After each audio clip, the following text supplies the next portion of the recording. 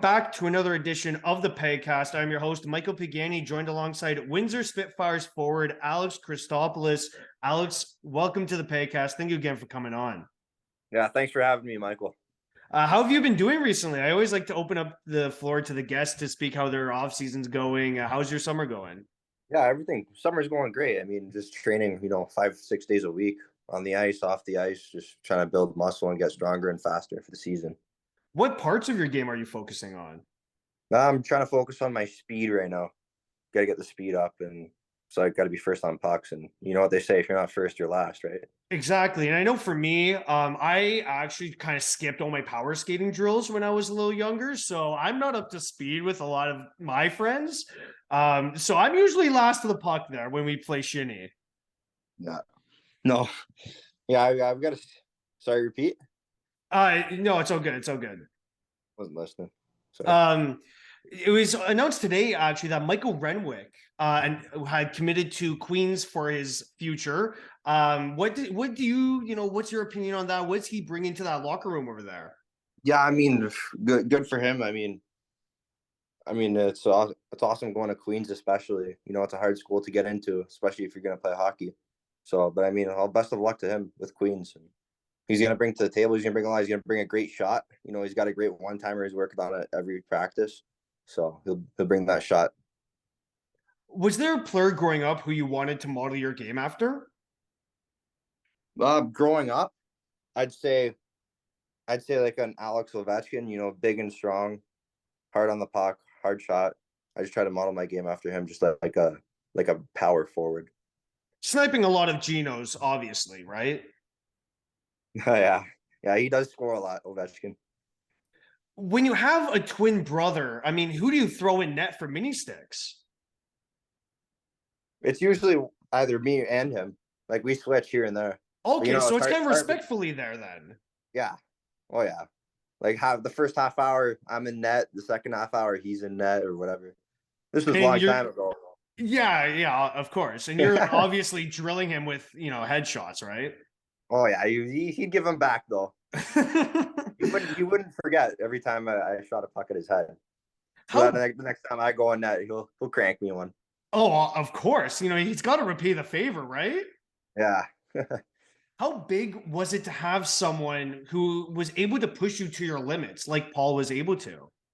Yeah, I mean, we just push each other here and there. Every time we train together, right? So we're just pushing at each other every time. And so you can lift more dumbbells, so you can shoot the puck harder, so you can skate faster. All the little stuff that helps improve the game. Who influenced you to get into hockey? I'd say my parents, mostly my dad, because he used to play hockey when he was little. So, yeah. Growing up in Richmond Hill, I assume you became a Leaf fan, right? Yeah, 100%. Yeah, I mean, you got to root for the hometown team. I mean, I grew up in Burlington, so I decided to cheer for the Habs, and that was because so it's the Habs because my minor hockey team was the Montreal Canadiens at the time, and I was like, all right, sure, I'm aboard this bandwagon now, and yeah, they've been my team ever since, and I'm happy they came back 3-1 against the Leafs. That will always be something I have against my friends who are Leaf fans.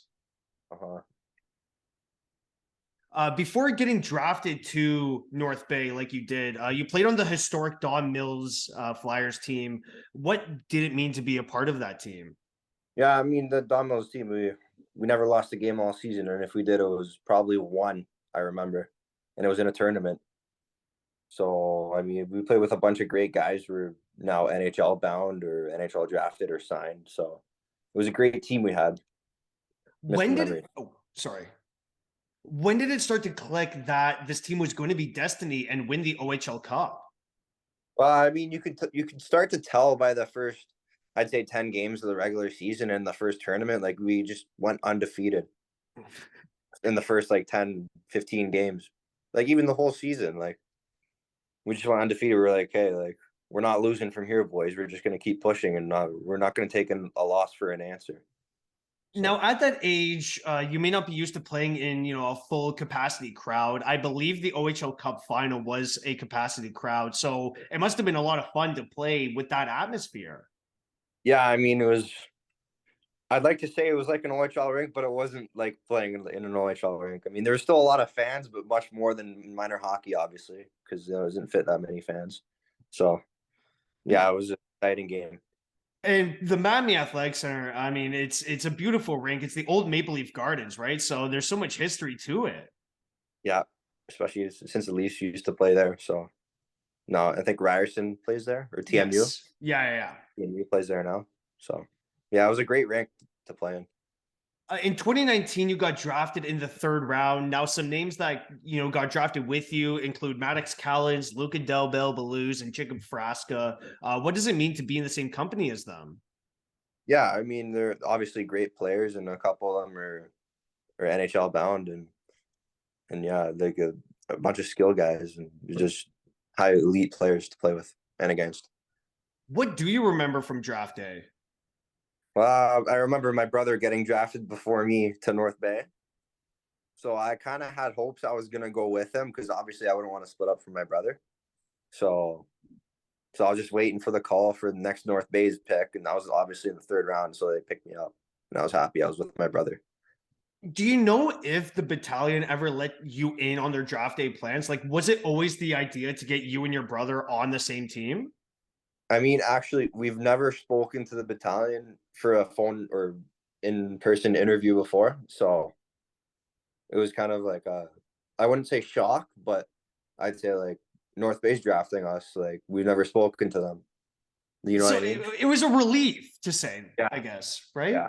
Because we spoke to almost all the other teams in the OHL prior to the draft, except for North Bay. So it was like out of the box. Yeah, absolutely. And then you're just like, oh, that's a bit interesting. Like the Yeah, one team, the absolute one team that we didn't speak to takes yeah, us. yeah. It was pretty interesting. It was exciting too on draft day because anything can happen, right? And that was the anything. How did you celebrate getting drafted? Like, I assume there's a huge like family dinner for both of you guys getting. Yeah, Hmm. yeah. Obviously, I was with my family, and we had a steak. I remember that night we had a steak dinner, mashed potatoes. It was great. It Always was have to great. have the meat and potatoes, right? Yeah, got to have some meat and potatoes. So you played with your brother for 2 seasons. That must have made it easy on the family on who to cheer for, right? Yeah, I mean, at the start it was before I got traded. I mean, they just had one team to cheer for, and they wouldn't have to worry about me and my brother fighting against each other. So, Well, we'll get to the part where you actually, in your first game against North Bay since the trade, you scored. So we'll get to that part a little bit later. But how would you describe the jump from Major Midget to the OHL? yeah, obviously bigger, faster, stronger players to play against. Like, you really got to work on yourself in the summer. It's all the summer development that makes you really get to the next level and jump higher. Jump higher. And it's why you train 5 to 6 times a day, right? Yeah, you got to keep in shape and just got to keep improving because everyone's getting better, right? In your rookie season, you scored 16 points in 57 games. But how important was it to get your first OHL goal out of the way in your second game? I remember that was like it was yesterday. I remember it was in the Sioux. I think it was second period, second or it was second, first period actually. It was because I remember we were shooting in their end, so it was fun. I One of our teammates stole the puck and then gave it to me, and then I went through, made a maneuver through a defenseman, and then I picked the pocket in the top corner, and I didn't even know how to celebrate. I just threw my hands up. I was like, well, I didn't even have a celly in mind or anything. I was just like, oh, I scored, I scored. I just put my hands up, nothing, just plain. Wow, that's unreal. That is unreal. No, I couldn't even think of a celly to do in the meanwhile. Like, It's one of those things where you look back and you're like, shit, I can't believe I just messed that up. yeah, I know. You just throw your hands in the air, like, wow, I just scored. And it's Yep. just like, it was just one of those moments where I just couldn't think of a celly to do.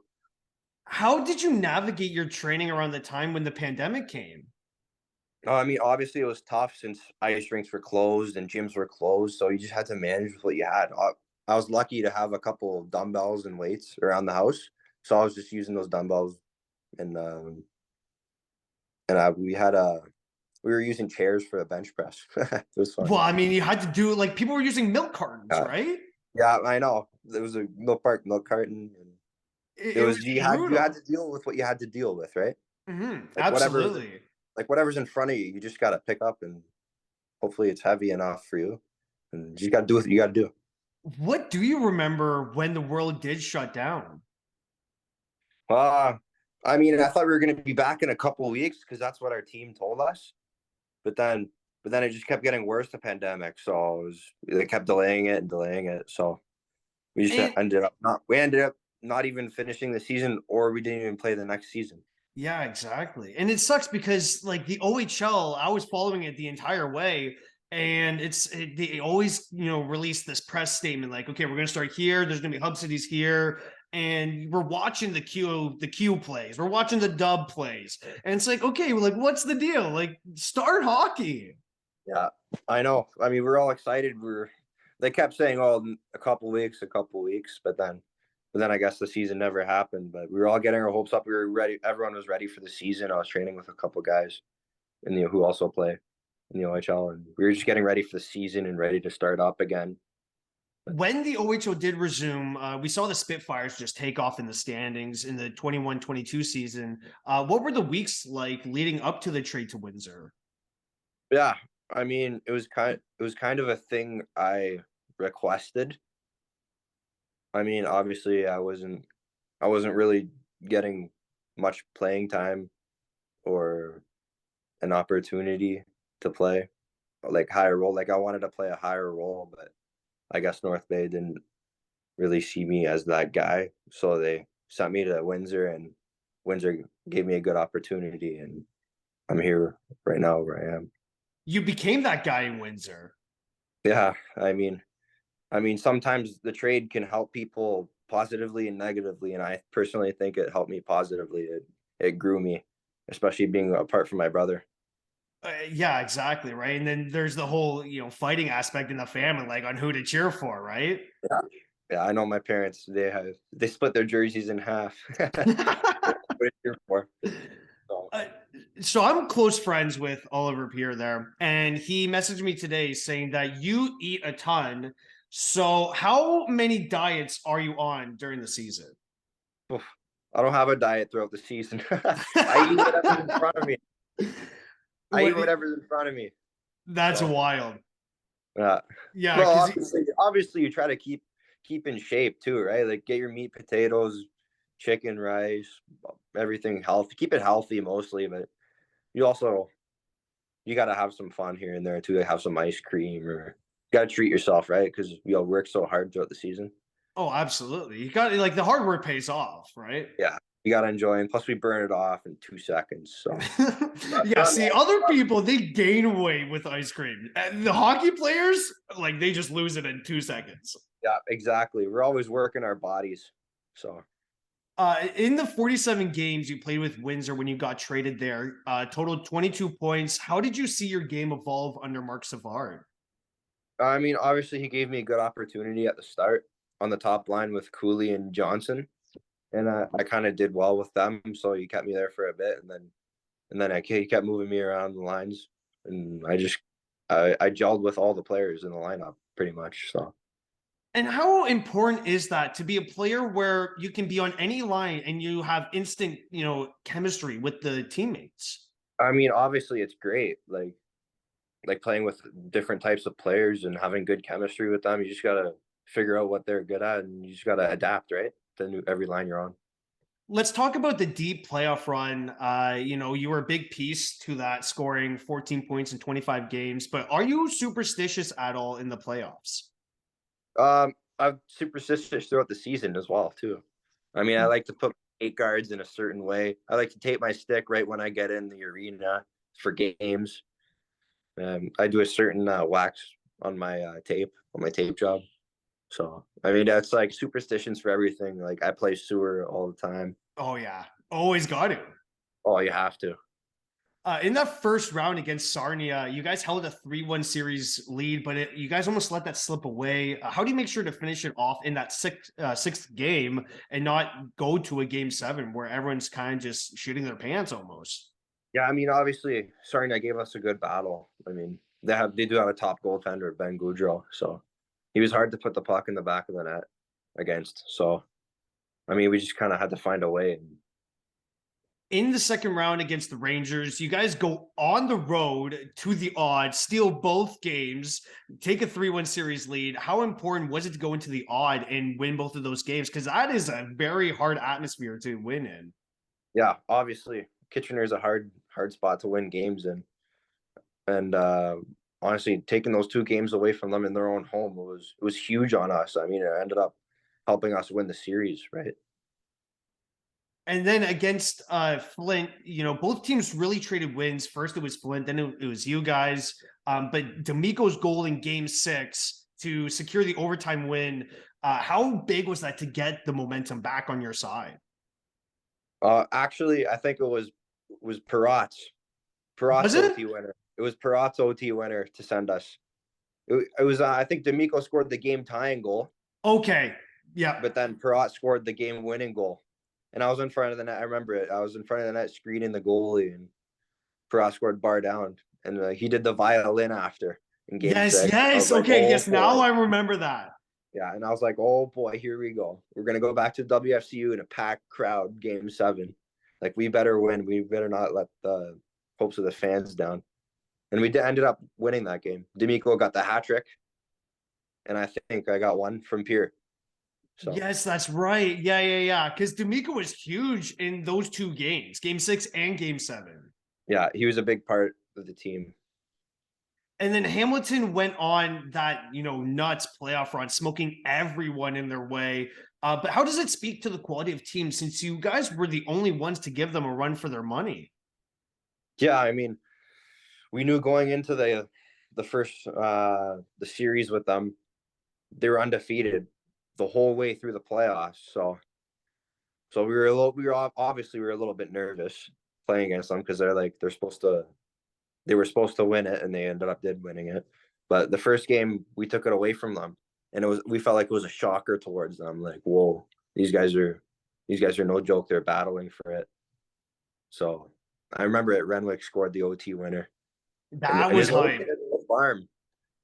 He scored the OT winner in his old barn too, right? Because Yeah. he was in Hamilton, so he must have felt great. We all felt great going into the locker room. I remember there was a TikTok. It was like, "Woo!" Going into the locker room, everyone's like, "Let's go!" Well, because Oliver Piercy scored in game 1, and it silenced the crowd. I mean, I was there for the majority of the finals. I think I went to like 4 or 5 games of the finals there, and like I've never seen that crowd that silent before. And like Piercy's goal was just insane. It was nuts.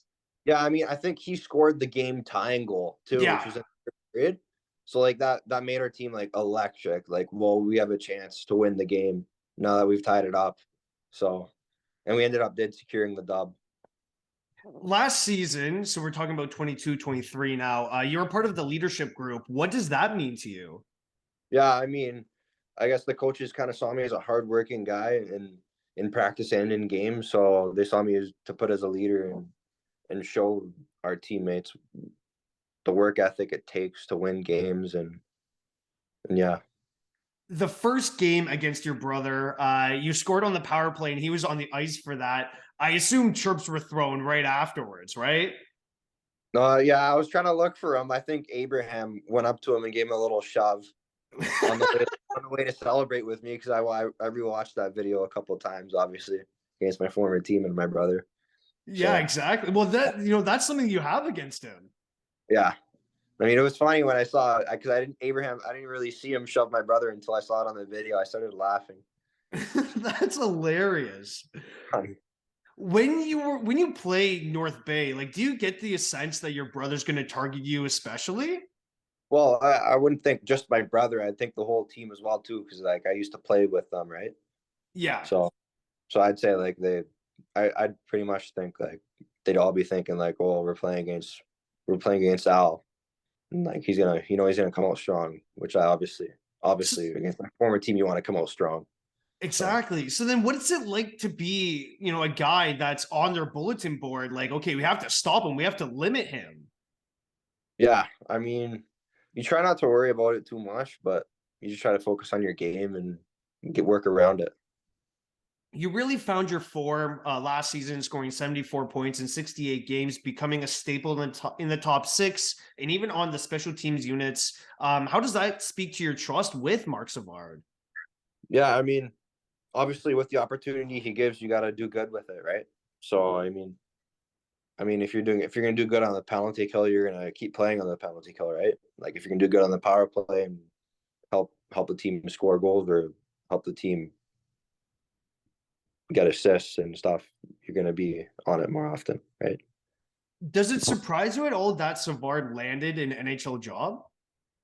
I mean, no, it didn't surprise me at all. I mean, we won back-to-back conference championships with the team, so I'm pretty sure like we all knew something was cooking in his books. So I'm glad for him. He went to Calgary and he deserves it. Yeah, I mean it's crazy because I think even like the start of the rumors really was after the first time you guys won the conference championship, and you knew that it was coming in the future. It was a matter of when, not if, right? We didn't know if he was going to come back at last year at the start of the season too. So we were just kind of waiting and waiting, and he did end up coming back. But next year we'll have to find a new head coach. And So what's it like with the new head coach search? Is it just one of the assistants that's going to step up? uh, I got no clue how the head coach, who our new head coach will be, but I got no clue. It's up to our GM and Yeah, for sure. ownership, and we'll see who's the right guy for the job and stuff. So What will you remember from having Savard as a head coach? I remember him. He gave. I'll just honestly remember him just giving me good opportunity and good pointers on the ice of what to do and how to evolve my game, especially in practice. He'd help me out a lot. And being a former NHLer, like you must have just tried to soak up as much information as possible. Yeah, I mean, we're all asking him obviously how did you get to the NHL? What does it take to play and all that stuff. So he helped us out a lot. The Spitfires traded for Harrison and Wright this year. What type of message did that send to the team at the time? At the time when we traded for those players, it was like, hey boys, we're going for it this year again. So like we're gonna have to step up all of our games and play to our best each and every shift. And I guess I'm just going to leave it out there. Like, what went wrong in the playoffs? Like, did you guys kind of underestimate the Rangers? Because throughout the season, the Rangers were underperforming. They weren't good. Yeah, I mean, obviously they made a bunch of trades at the trade deadline, so I'm pretty sure they improved a lot after the trade deadline. And honestly, I think we kind of underestimated them a bit because we beat them a lot throughout the season. So we kind of like I don't want to say let loose on the gas pedal, but I guess we just thought it was just gonna come to us the series win, but then it just didn't happen. So I mean, hard work beats talent when talent doesn't beat hard work, right? yeah, exactly. I don't really think we all had the right mindset going into the series. So, but we ended up working hard and stuff. But I guess they outworked us. They were first on puck battles. It was cheers to them. Yeah, I mean, a very disappointing end to the season for sure. And, clearly, I guess the better team just won, right? Yeah, yeah. Uh, That's how it worked. So I have a few just like kind of random questions here at the end. So throughout your OHL career, what has been the favorite arena to travel to? I'd say Kitchener, the odd, great rink. It's electric, but I'd say Kitchener and London's rink are like one of the top ones.